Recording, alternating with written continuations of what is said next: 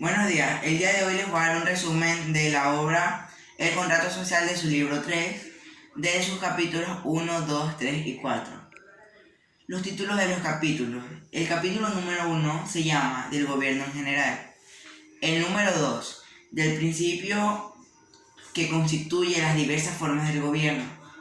El número 3, división de los gobiernos, y el número 4, de la democracia. Capítulo 1, del gobierno en general. Advierto al lector que este capítulo debe leerse con calma y tranquilidad, porque no conozco el arte de ser claro para quien no quiere ser atento. Un paralítico que quiera correr como un hombre ágil que no quiera, permanecerán ambos en igual situación. Nada se hace o nada se debe hacer sin su concurso. Hemos visto que el poder legislativo pertenece al pueblo y que no puede pertenecer sino a él. La enajenación de tal derecho, siendo incompatible con la naturaleza del cuerpo social, es contraria a los fines de la asociación. Llama por consiguiente gobierno, suprema administración, al ejercicio legítimo del poder ejecutivo, y príncipe o magistrado, al hombre o al cuerpo encargado de esta administración. En el gobierno se encuentran las fuerzas intermediarias cuyas relaciones se componen, la del todo con el del todo, o del soberano con el Estado. Si el cuerpo soberano quiere gobernar, si el magistrado desea legislar o los súbditos se niegan a obedecer, el desorden sucede al orden y no abandona la fuerza y la voluntad de acuerdo. Es el Estado disuelto cae en el desoptimismo o en la anarquía. Por otra parte, proporcionando el engrandecimiento del Estado a los depositarios de la autoridad pública más medios de abusar de su poder, el gobierno debe disponer de mayor fuerza para contener al pueblo, a la vez que el cuerpo soberano para contener al gobierno. Si es de esta doble relación que la proporción continúa entre el soberano, el príncipe y el pueblo. No es una idea arbitraria, sino una consecuencia necesaria para la naturaleza del cuerpo político. Si ridiculizado el sistema, se dijera que, para encontrar el medio proporcional y construir el cuerpo de gobierno, no es preciso, según mi posición, más que extraer la raíz cuadrada de la población. Respondería que solo he tomado esta como ejemplo, ya que las relaciones de que hablo no se miden solamente por el número de habitantes, sino en general por la cantidad de acción, la cual se combina por multitud de causas. Sin embrollarnos en esta multiplicación de términos, contentémonos con considerar al gobierno como un nuevo cuerpo del Estado, destino del pueblo y del soberano e intermediario entre el uno y el otro. Hay una diferencia esencial entre estos dos cuerpos, de que el Estado existe por sí mismo y el gobierno por el soberano. Capítulo 2. Del principio que constituye las diversas formas de gobierno. Para explicar las razones generales de estas diferencias, es necesario distinguir aquí al príncipe del gobierno, porque anteriormente he distinguido el estado de la soberanía. Los tribunales de magistrados pueden estar formados por más o menos miembros. Ya he dicho que cuanta más gente hay, mayor es la relación entre el monarca y los súbditos. Utilizando una clara analogía, puedo decir que el gobierno hace lo mismo que los jueces de paz. Ahora, el poder total del gobierno es siempre el poder del país, y esto es constante. La conclusión que se extrae de esto es que cuanto más use este poder sobre sus propios miembros, menos oportunidades tiene de ejercer este poder sobre todo el pueblo. Por tanto, cuantos más jueces de paz, más débil es el gobierno. Este lema es básico, tratemos de explicarlo lo más posible. Por el contrario, en el orden natural, estos diferentes deseos se vuelven más activos cuando se forman.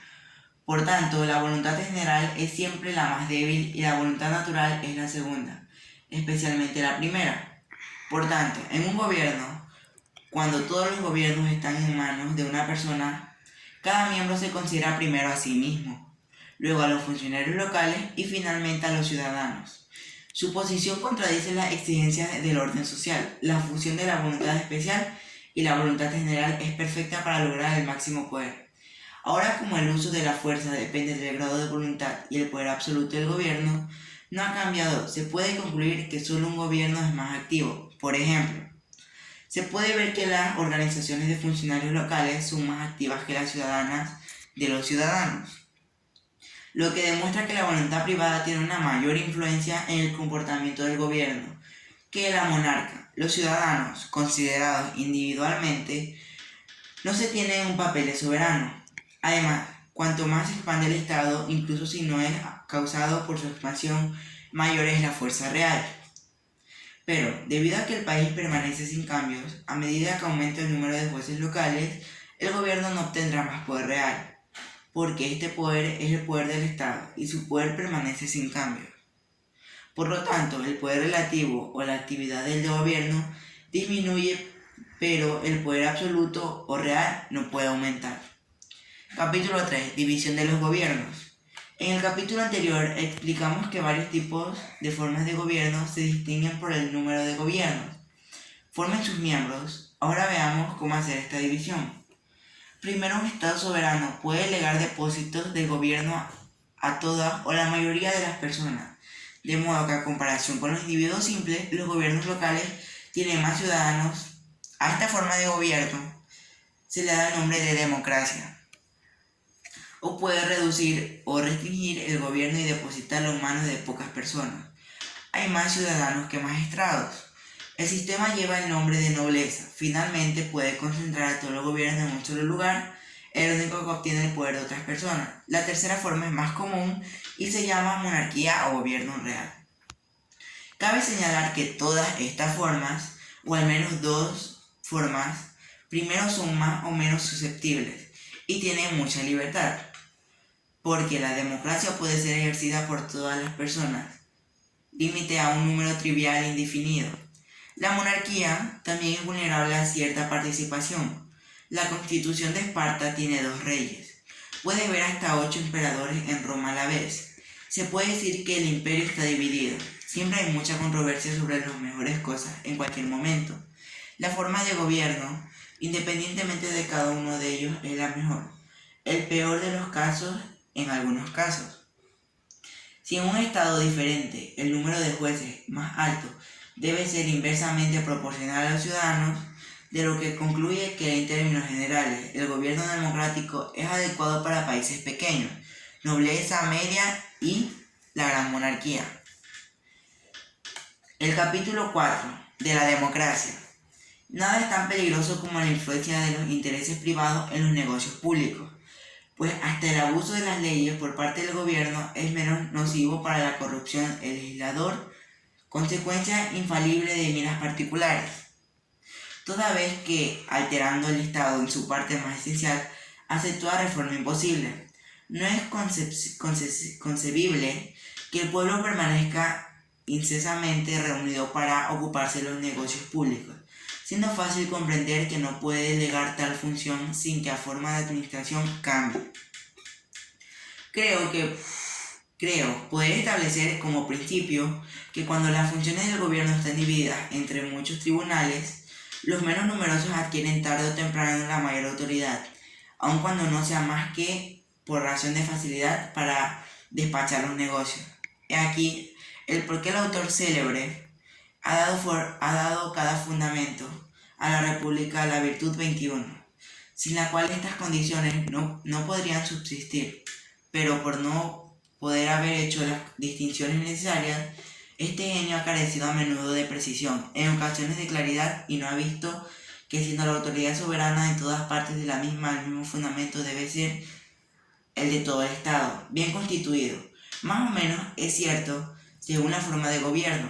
Bajo este sistema debe el ciudadano armarse de fuerza y de constancia, y repetir todos los días, en el fondo de su corazón, lo que decía el virtuoso Platino 22 en la Dieta de Polonia: malo periculosam libertatem, quam quietinum serventum. Un gobierno tan perfecto no convierte a los hombres. Voy a dar los argumentos de los capítulos, es decir, lo que yo he logrado entender. En estos 2 capítulos se habla cómo distinguir el príncipe del soberano, así como se ha distinguido el estado del soberano. Asimismo, sobre si el pueblo es más extenso, más es la relación entre los súbditos y los monarcas. Como también se habla entre más poder quiera ejercer el monarca entre sus propios miembros, menos oportunidades tiene de poder ejercer el poder sobre todo su pueblo. Refutando un poco más También se ha podido extraer de lo siguiente, es muy importante. En los gobiernos se da un orden jerárquico, ya que primeramente cada miembro del gobierno se considera primero por encima de los ciudadanos, luego los funcionarios locales y por último el pueblo. Sin embargo, si el país no hace cambios, el número de jueces locales aumenta, el gobierno no obtendrá más poder real. Adentrándonos a un poco más a lo que son estos capítulos, un país soberano puede delegar depósitos del gobierno a todos o a la mayoría de sus habitantes, por lo que a comparación con los individuos simples, los gobiernos locales tienen más ciudadanos y claramente esta forma de gobierno, a comparación con los otros, este es llamado democrático. Este sistema democrático lleva el nombre de nobleza. Finalmente, este puede reunir a todo un gobierno en un solo lugar y es el único que obtiene el poder de los demás. La tercera forma es más común y se llama monarquía o gobierno real. Estas formas de gobierno tienen mucha libertad. La monarquía, aunque tengan poder, muchas veces también se ven afectadas por la participación. Por último, el gobierno democrático se cree que es más adecuado para países pequeños, la nobleza media y la gran monarquía. Muchas gracias.